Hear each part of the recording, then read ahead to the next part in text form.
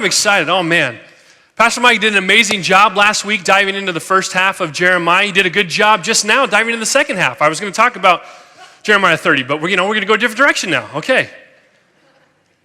Give me a moment to gather my thoughts, and I'm just kidding. He did an amazing job last week as he challenged us with this thought that the person you trust the most shapes your values and guides your decisions, right? The person you trust the most shapes your values and guides your decisions. And he talked about how in order for us to truly be able to trust God, we have to no longer trust our own hearts, right? In order to trust God and Him be the person that we trust the most and Him be the person that guides our decisions, that shapes our values, then we have to know that our own hearts can lead us astray. This week, we're going to be diving into the second half of Jeremiah. We're going to be looking at how it goes deeper into this idea of trust. And we're going to kind of peel back the layers a little bit, and then we're going to try and take it a step further, and we're going to ask the question and hopefully answer it of what does it look like to move from trust to surrender? What does it look like to move from saying we trust God to actively surrendering our lives over to Him? We're going to start with Galatians 2:20. This is going to be a verse we'll reference, a passage we'll reference a couple times. And it's going to be a good lens for us to kind of filter through the different things we look at in Jeremiah and the rest of the message here. So Galatians 2:20 says, "My old self has been crucified with Christ. It is no longer I who live, but Christ lives in me. So I live in this earthly body with trusting in the Son of God, who loved me and gave Himself for me. It is no longer I who live, but Christ who lives in me. I am actively giving up myself to make way for Him, to be my life, to be my guide, to be the one who shapes who I am. And I find my identity in Him, not in myself." The book of Jeremiah spans a time period of about 40 years. And we see the reign of 5 different kings, and it's made up of messages that God has given to Jeremiah, prophecies that He's given to Jeremiah to give to the Israelite people in an attempt to bring them back into relationship with Him. That's an important thing for us as we're reading Jeremiah, because there's so much of if you do this, as Micah talked about, if you do this, this is what's in store for you. But then the flip side of, but if you do this, then here's some pretty bad stuff that's waiting for you on the other side of that. And it was all meant to bring people into relationship with Him. It's because He longs to have relationship with us. Throughout the book, several times it says over and over this cry that God has, that He says, "And then you will be my people, and I will be your God. I will be your God, and you will be my people." It's what He longs for. I want to be there for you. I want to be in relationship for you. I want you to turn to me so that I can be your everything, and we can do this together. It's what He longs for. It's what He wants. But at that time, the people of Israel, they're living in a zone where occasionally they turn back to Him, and they respond to these messages. They respond to what God is saying through Jeremiah. But for the most part, they live in this 1 foot in, 1 foot out zone. 1 foot in, trusting God. 1 foot out, we're still going to do our own thing. And 1 foot in, 1 foot out always leads to 2 feet out. 1 foot in, 1 foot out always leads to 2 feet out. A perfect example of this is in Jeremiah 42. And it goes into chapter 43 as well. And we're going to kind of tell this story here. And it's kind of a funny story. At certain points, the leaders of some of the Israelite military, the military of Judah, they come to Jeremiah. They're under Babylonian rule right now. And they come to him to say, "Hey, what should we do? What does God want us to do? Will you please go to God and ask Him what to do?" They say this, "Please pray to the Lord your God for us. As you can see, we are only a tiny remnant compared to what we were before. Pray that the Lord our God will show us what to do and where to go." "All right," Jeremiah replied, "I will pray to the Lord your God, as you have asked, and I will tell you everything he says. I will not hide anything from you." Then they said to Jeremiah, "May the Lord your God be a faithful witness against us if we refuse to obey whatever he tells us to do. Whether we like it or not, we will obey the Lord our God to whom we are sending you with our plea, for if we obey him, everything will turn out well for us." They know. We know we can trust God. And Jeremiah, you as our witness, we will trust God. We will do whatever it is, even if we don't like it. Whatever it is you come back to us and tell us that the Lord wants us to do, we're going to do it. So Jeremiah goes and he prays and talks to God, and 10 days later, God gives him a message, and he comes back and he delivers it to these military leaders, to these leaders of Israel, and he says, "Hey, God says, stay put in Judah. Stay here and do not go to Egypt." He says, "Stay here in this land. If you do," this is God speaking through Jeremiah, "if you do, I will build you up and not tear you down. I will plant you and not uproot you, for I am sorry about all the punishment I have had to bring upon you. Do not fear the king of Babylon anymore, says the Lord, for I am with you and will save you and rescue you from his power. I will be merciful to you by making him kind, so he will let you stay here in your land." And then he goes on to say, "But if you go to Egypt, if you refuse to obey me, here's all the horrible things that are going to happen because of that. You will not be safe. I want you to stay here." He says, I don't want to uproot you, which for Jeremiah, he's delivering this message, and he's giving them this promise that God's saying, I don't want to uproot you. I want to be merciful to you here. I want to have it so that you can make it here. And he was asked to do that very thing at the first part of Jeremiah, to uproot his life and to become a prophet of God.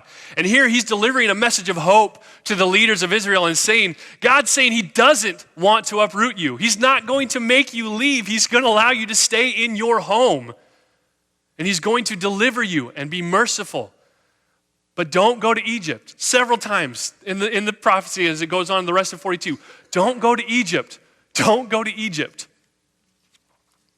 And then we get to 43. And this is their response after he delivers this message. "You lie. The Lord our God hasn't forbidden us to go to Egypt." Baruch, son of Neriah, who was helping to scribe the messages that God was giving to Jeremiah, they say, "Baruch, son of Neriah, he's convinced you to say this because he wants us to stay here and be killed by the Babylonians or be carried off into exile." So Johanan and the other military leaders and all the people refused to obey the Lord's command to stay in Judah. "You lie." It's like a response of a little kid. "Liar, liar, pants on fire." That's not what God said to you. Because here's what we want to do. And clearly, God would have told you what we want to do. They have God in this box. They don't trust completely and fully who God is. They trust who they think God should be. They're 1 foot in and they're 1 foot out. They're saying, they know it. They know it. They said it at the beginning. We know that if we obey God, then everything will turn out well. But it's difficult sometimes, isn't it, to take that knowledge and turn it into action. To take hearing a message last week like Pastor Micah said, and oh man, that is so good, that is so true. God has to be the person I trust most in my life. But then to take that step and put both feet in and say, okay, God, I'm going to actively surrender to that. I'm going to actively engage in this relationship on a level that I deny myself and completely give it over to you. That's much harder to do. When I was a kid, Pastor Mike, he told a great park story last week about spinning in the tire swing and then his mom telling him to spin the other way to unwind you. And I can just picture him over there just heard, Mom, something went wrong. I don't know. I must have done it wrong. So I got my own park story this morning. It's about a merry-go-round. Anybody ever go on a merry-go-round when they were little? They don't really have them in parks anymore because they're extremely dangerous. I was recalling the story with my dad, and he goes, I just read that that's on a list of the top 20 things parents would not allow their kids to do today, is ride a merry-go-round. But that was playgrounds back then, right? It was like survival of the fittest. Breaking your arm was a rite of passage. We actually had at my school, they took it up a level, and there was a toy, it was just a pole in the ground, and at the top it turned, it had chains coming off of it with rings, and you would grab on, and then people would spin you. So the whole point was just to get, it was like human tetherball, is what it was. And that was the whole object of the ride, was just to hang on until you fall off and hope you don't get hurt too bad. So merry-go-rounds, they fall in this category. Every playground toy has an objective. You climb the slide and you slide down. The monkey bars to get from one side to the other. Merry-go-rounds had two objectives depending on which person you were. If you were the person on the inside of the merry-go-round, the objective is to just hang on for dear life and just not let go. If you're the person on the outside, it's an entirely different objective. You want to get that thing spinning so fast that they begin to slide to the outside and momentum just rips them off and throws them as far as possible from the merry-go-round. So I get in the middle of the merry-go-round. I know my objective. My older brother's on the outside with a couple of his buddies. They know their objective, and they get this thing just going. And at first, I'm having a blast. I'm loving it, but then I start to feel that slide. And there's that thought of like, oh, I'm okay. And then it's like, oh, no, I'm not okay. And you start, because you just lose control. It's going so fast, the force takes you out. I grab two of the bars at the end, and I'm in full Superman extension on this thing as it's spinning around. And I'm screaming, ah! I start hollering. My dad hears me. He comes running over, and he decides he's got a plan for being able to help me. And he starts telling me, hey, Matt, as I'm spinning, hey, Matt, listen, I'm going to count to 3, let go. Yeah. What? That's my first response. No, I'm going to catch you. I've got it timed. I'm going to count to 3, and I'll catch you. And I say, okay. So 1, 2, 3, and I let go, and he catches me. And there's that moment of like, oh my word, I'm safe. This actually worked. But I only let go with one hand.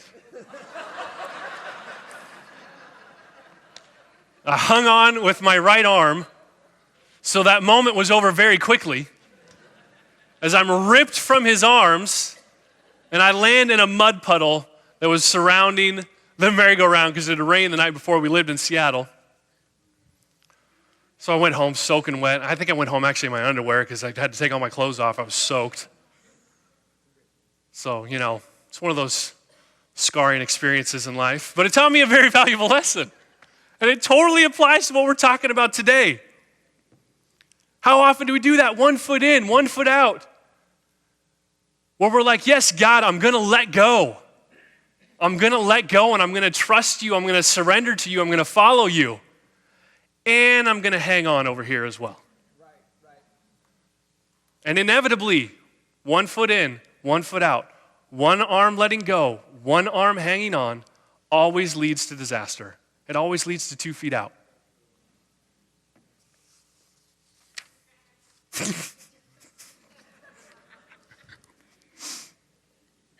Galatians 2:20. Once again, my old self has been crucified with Christ. It is no longer I who live, but Christ lives in me. So I live in this earthly body by trusting in the Son of God who loved me and gave himself for me. This is a trust that leads to surrender. What's described here in Galatians is a trust that says, God, I am completely yours. I give myself entirely, wholly, completely to this relationship. I give myself so much to the point that I actually want your heart to take over. When we do surrender ourselves to a thriving, growing relationship with Jesus, then transformation happens. Transformation happens. When we encounter God on that deep, intimate level, it's impossible for us not to be changed. We see this actually play out in our relationships with each other. People that hang out with each other a lot sometimes start to act like each other, right? This is why wives, when there's a friend, when they say like, hey, I'm not a big fan of Todd, what they mean is, I'm not a big fan of you becoming like Todd. I don't know if there's any Todds in here, sorry. You're probably a great person, a great guy. But we start to act like each other. Husbands and wives, how often do you see this? It's like so cute. They start to act like each other as the marriage gets deeper and as it goes on and their love grows. Sometimes they even start to look like each other. This is a real thing. I've been in the mall and seen people and I'm like, oh my word, what a cute husband and wife. Or brother and sister. But the deeper we go in relationship with people, sometimes we pick up mannerisms. We pick up attitudes, mindsets, opinions, different things. And it's often something that we try and warn each other against when it comes to these earthly relationships where like, someone start dating someone or they get into it and just, hey, I'm just worried that you're going to get lost in all this. I'm worried about that there's a little bit too much of a codependency happening here. I just want you to maintain your individuality, which is good advice when it comes to our earthly relationships because we should never give our heart over to someone without first completely giving it to God. But God is the one person that we can completely lose ourselves in. He is the one person that we can lose our identity in and just give it up and give it to Him and say, God, I want you. I want you to take over.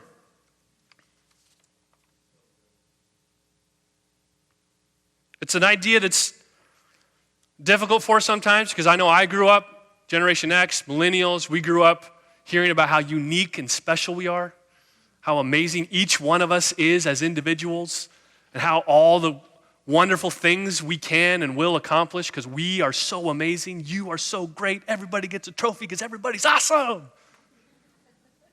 And there's probably some of the older generations in here like, yeah, that's what's the problem.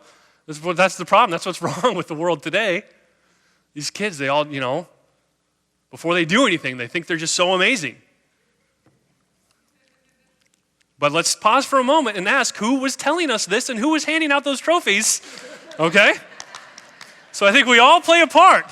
We all play a part in this mindset where individuality and uniqueness and how amazing we are as individuals has become this huge, big, and giant idea. Even in the church world, it's difficult for us, right?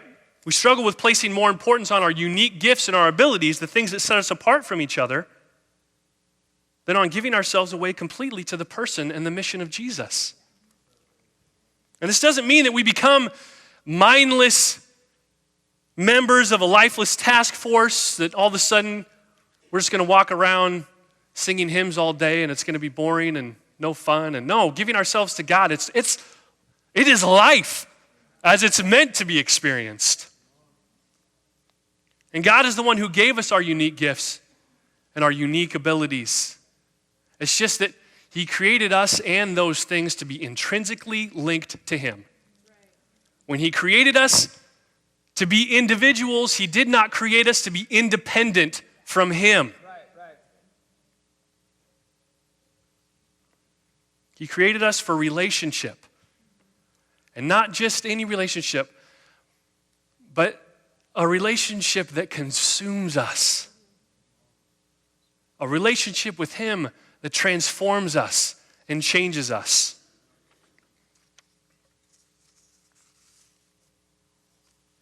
He wants us to trust Him to the point that every aspect of our lives is impacted by our relationship with Him.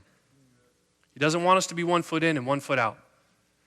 Because 1 foot in, 1 foot out always leads to 2 feet out. Another way of putting this is an idea that Pastor Micah threw out a little bit last week, that like greatness doesn't just happen. A thriving, growing relationship with God, it doesn't just happen by accident. And this is true in all kinds of different areas. Athletes, the ones that strive to become the greatest at the games that they play, it doesn't just happen by accident. It doesn't happen with them dabbling with one foot in and one foot out. Michael Jordan didn't win 6 championships because he was like, yeah, I guess I'll give basketball a little bit of a try. Tom Brady doesn't go back to the Super Bowl every year because he's like, I don't know, I guess I'll kind of try this out. I'm a little bit dedicated. People don't stay in really good shape because they're like, yeah, I guess I'll kind of exercise and maybe. That's more my approach. That's more my, like a little bit of softball, and then like Tom Brady, a lot of cheating involved.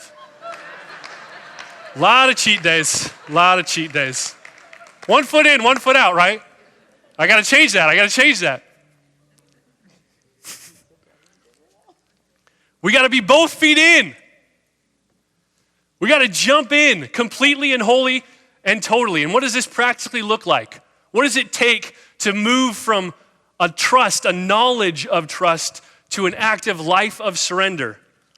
Well, it takes getting to know the one that we claim we want to follow, right? It takes digging in to his word, learning about him, getting to know him. We can't become like him if we don't know him. We can't be transformed by him if we don't know him, which means we have to believe that his words in here are true, that the commands, the guides, the things he asks us to do, that they're real, that they really do lead to transformation. They really are what's best for us, and they really are the way that we experience the kingdom of God now. That we don't have to wait for eternity, but we can actually experience abundant life with Jesus, the kingdom of God now.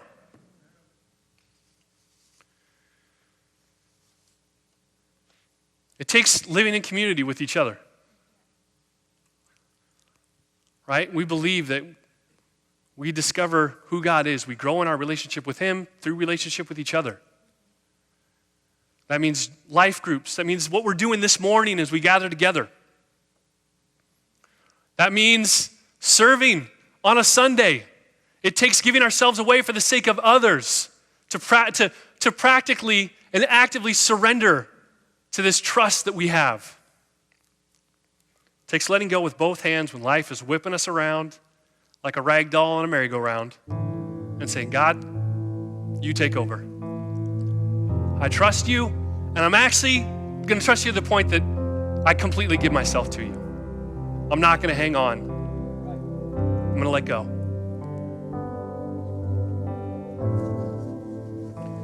Hebrews 10, 22 to 24, we're going to close with, and then a thought here. Hebrews 10, 22 and 24 says, let us go right into the presence of God with sincere hearts, fully trusting him. For our guilty consciences have been sprinkled with Christ's blood to make us clean, and our bodies have been washed with pure water. Let us hold tightly, without wavering, not one foot in and one foot out, without wavering, to the hope we affirm. For God can be trusted to keep his promise. Let us think of ways to motivate one another to acts of love and good works. And let us not neglect our meeting together as some people do, but encourage one another, especially now that the day of his return is drawing near. If you're here this morning and you're like, man, I haven't done that. I have not surrendered myself over to this God who loves me and wants what's best for me and wants to have a relationship with me. I pray that this morning you would do that. That you would take that step, that first step, and say, God, I surrender myself to you, all my failures, all my brokenness. I give it all to you because I know that you can forgive me and you can restore me. So I pray that you'd mark that on your card. First time commitment. I want to jump on this journey of following Jesus. And then I want to take a moment to talk to those of us in here that made a decision a while ago, those of us in here that call faith home. Trust has been an ongoing theme during the summer here, or as we've come into these summer. Darius talked about it a few weeks ago. Pastor Mike had talked about it last week. As I was talking to my dad last night about the message and everything, and it totally dawned on me, this is a reoccurring theme. This has been coming up a lot. And I think also there's a lot of us in here that have sensed that God has something new for us here at Faith. He has a new direction. He has new ways that he wants us to impact and complete the mission that he's given us. There's something stirring. And at the forefront of that has to be a trust where we as a church say, God, whatever you ask, even if it's something we don't like, we know that if we follow you, if we trust you, if we surrender to you, then it's all going to be well. It's all going to turn out. And even more than that, then we will actually accomplish the things that you want us to do. So as Pastor Daryl seeks God and God gives him new vision for the direction that he's taking us as a church body, our job is to actively surrender and trust that. To say, yep, I'm on board. I'm going to get on a team. I'm going to jump in a life group. I'm going to be a part of what God is doing because I surrender myself to him. Even when it looks weird and I don't necessarily agree, I'm going to trust. I'm going to trust in who God is and that he's got a plan that's bigger than mine, that's better than mine, and that it's going to take us places we can never imagine. Let's do it. So this week, on your card, before you turn it in, I want you to mark down what you think that next step is, that next active step of surrender is that you're supposed to do. Whether it's putting on there, man, I got to read my Bible more. I'm just not doing it. Or I got to jump on a team. I got to seek some more people in my life that are following Jesus that can help encourage me and challenge me and move me further along in this surrender to Jesus. Whatever it is, I want you to write something on there, mark it on there, and then turn it in. The first step to actually doing something is recognizing there's something to do. So let's do that this morning. We're going to close in prayer. God, thank you so much.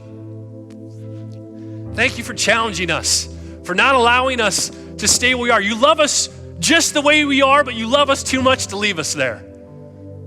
That you want to take us along on a journey in this relationship with you, to transform us, to take over, so that our hearts begin to be stirred by the things that stir your heart, and our hearts break for the things that break your heart. God, I almost made it without crying today.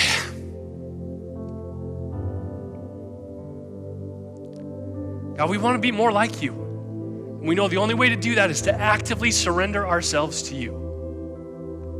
We want what you have for us, not what we think is going to be best for us. And God, we want as a church to accomplish the mission that you have put before us, to reach the Tri-Cities and people that don't know you and they haven't experienced the hope of Jesus and what it looks like to find and follow you. Give us the courage, the strength, the wisdom, and the discernment to surrender to your plans that you have for us here at Faith Tri-Cities. We trust you completely, and we give ourselves completely to you. In Jesus' name, amen. Amen.